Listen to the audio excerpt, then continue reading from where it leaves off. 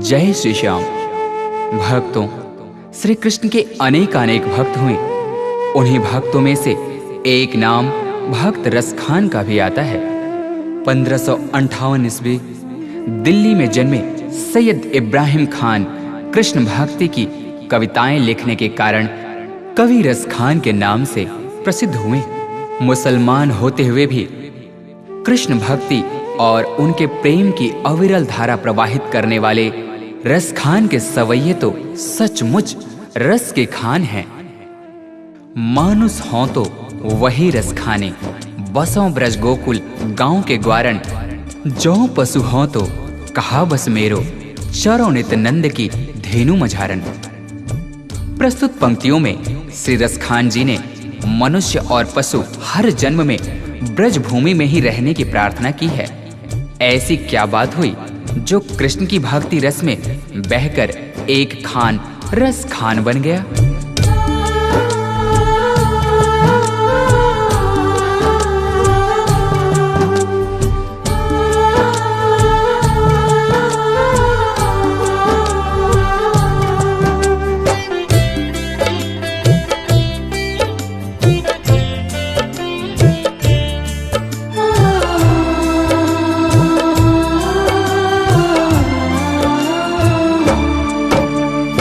एक दिन खान साहब पान खाने के उद्देश्य से एक दुकान पर जाते हैं। तभी अचानक उनकी नजरें उस दुकान पर लगी बाल कृष्ण की छवि पर पड़ती है। उन्होंने उस पान वाले से पूछा, भाई ये नन्हा सा बालक कौन है जिसका इतना कोमल शरीर परंतु इसके पांव में एक जूते तक नहीं? ये जिस जमीन पर खड़ा है वो कितनी खुरदरी है।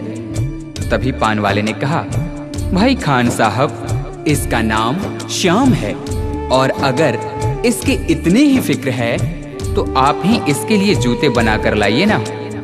ये बात खान साहब के हृदय को छू गई। फिर क्या था, दूसरे ही दिन हाथों में नन्हे श्याम के चरण पादुका लिए वे उसी पान वाले से पूछते हैं,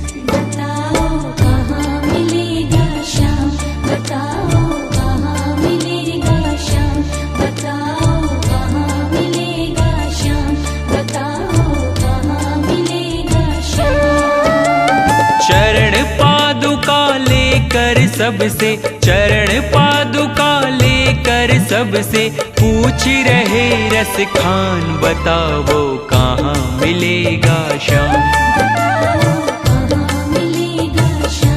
बताओ कहाँ मिलेगा श्याम।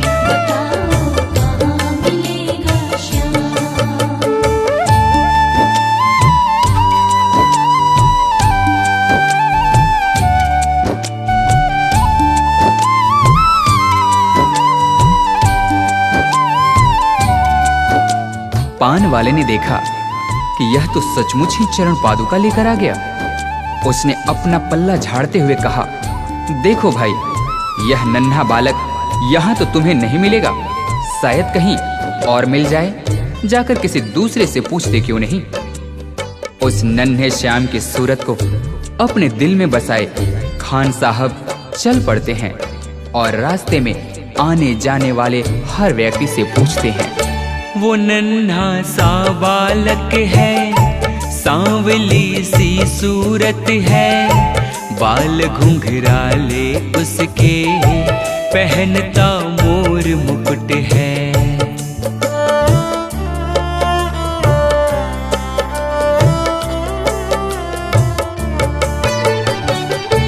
नैन उसके कजरारे, हाथ नन्हे से प्यारे, बांधे पैजनिया पग में, बड़े दिलकश है नजारे। घायल कर देती है दिल को, घायल कर देती है दिल को, उसकी एक मुस्कान, बताओ कहाँ मिलेगा श्याम, बताओ कहाँ मिलेगा श्याम।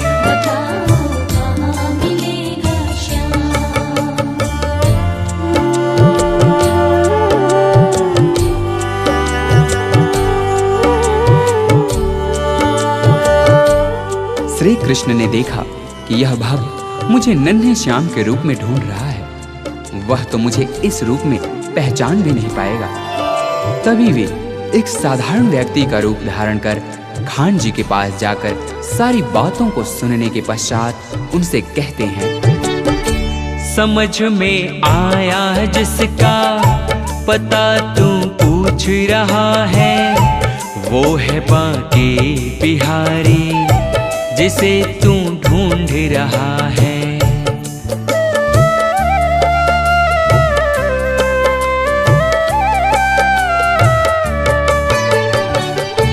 कहीं वो श्याम कहाता, कहीं वो कृष्ण मुरारी, कोई सांवरिया कहता, कोई गोवर्धन धारी। नाम हजारों ही हैं उसके, नाम हजारों ही हैं उसके, कई जगह में धाम। बताओ कहाँ मिलेगा श्याम, बताओ कहाँ मिलेगा श्याम।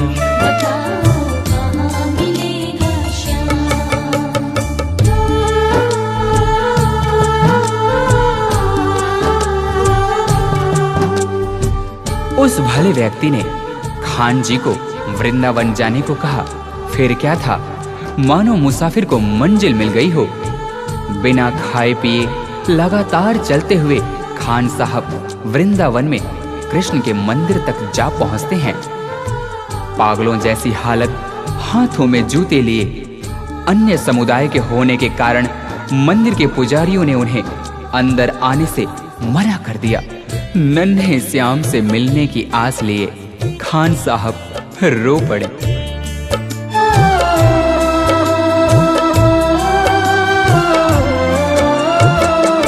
मुझे ना रोको भाई, मेरी समझो मजबूरी, श्याम से मिलने दे दो, बहुत है काम जरूरी।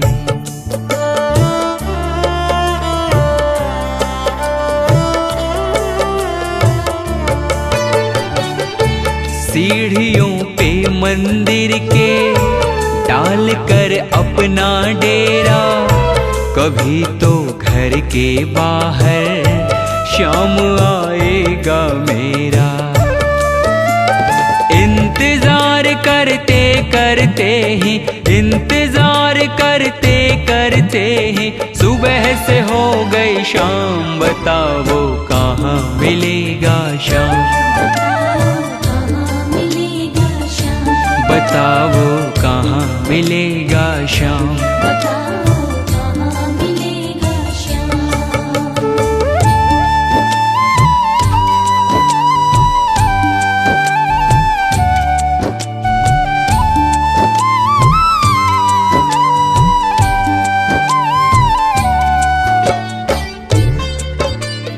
खान साहब के मन में नन्हे श्याम से मिलने की आस थी। इसी विश्वास के साथ वे वही मंदिर की सीढ़ियों पर रात भर बैठे रहे। जाग कर रात बिताई, भोर होने को आई, तभी उसके कानों में कोई आहट सी आई।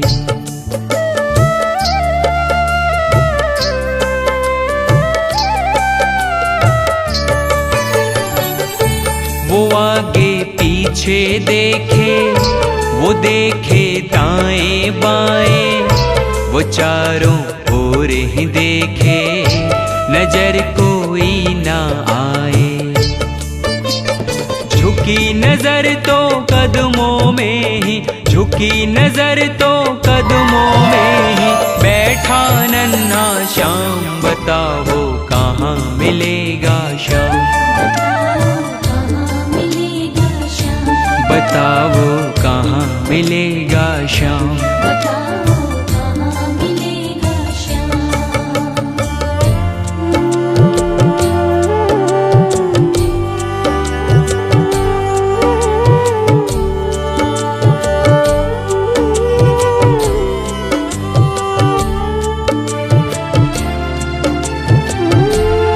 नन्हे श्याम की जैसी छवि भक्त खान जी ने अपने हृदय में बसाई थी, ठीक वैसी ही उन्होंने अपने सामने पाया। खुशी से गदगद होकर गोद में उसे उठाया, लगा कर के सीने से बहुत ही प्यार लुटाया।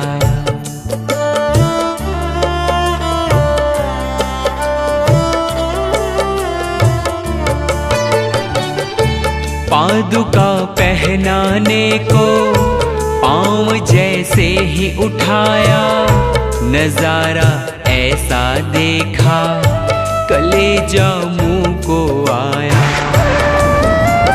कांटे चुभ चुभ करके घायल, कांटे चुभ चुभ करके घायल हुए थे नन्हे पाँव। बताओ कहाँ मिलेगा श्याम, बताओ कहाँ मिलेगा श्याम।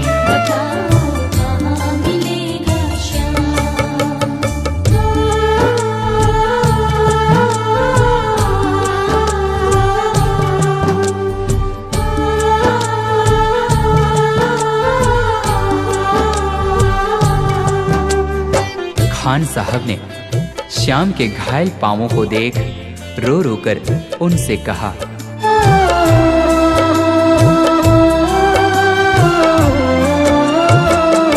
खबर देते तो खुद ही तुम्हारे पास में आता, न पग में छाले पड़ते न चुभता कोई कांटा। परंतु उस मूर मुकुटबंसी वाले ने मुस्कुराते हुए खान जी से कहा, छवि जैसी तू मेरी बसा के दिल में लाया, उसी ही रूप में तुमसे यहाँ मैं मिलने आया। गोकुल से मैं पैदल आया, गोकुल से मैं पैदल आया, तेरे लिए ब्रजधाम भाव के भूखे हैं भगवान,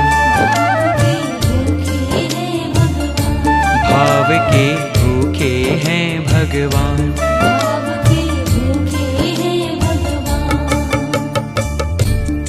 इस प्रकार भक्त और भगवान का मिलन शायद ही देखने को मिले। जाकी रही भावना जैसी हरि मूरत देखी तिन तैसी।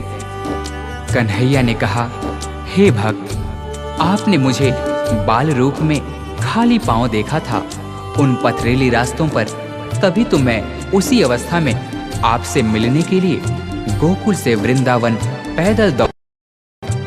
आपके हाथों से चरण पादुका पहन मुझे त्रिलोक की सारी खुशियां मिल गईं। श्याम की बातें सुनकर कवि वो हुआ दीवाना, कहा मुझको भी दे दो अपने चरणों में ठिकाना। तभी से खान जी श्याम नाम के भक्ति रस में ऐसे डूबे कि उन्हें रस खान के नाम से जाना गया। तू मालिक है दुनिया का ये मैंने जान लिया है, लिखूंगा पद तेरे ही आज से ठान लिया है। श्याम प्रेम रस बरसा सोनू, श्याम प्रेम रस बरसा सोनू, खान बनारस खान भाव के भूखे हैं भगवान, भाव के भूखे हैं भगवान। कांटों पर चल कर के रखते, कांटों पर चल कर के रखते, अपने भगत का मान भाव के भूखे हैं भगवान, भाव के भूखे हैं भगवान, भाव के भूखे हैं भगवान, भाव के भूखे हैं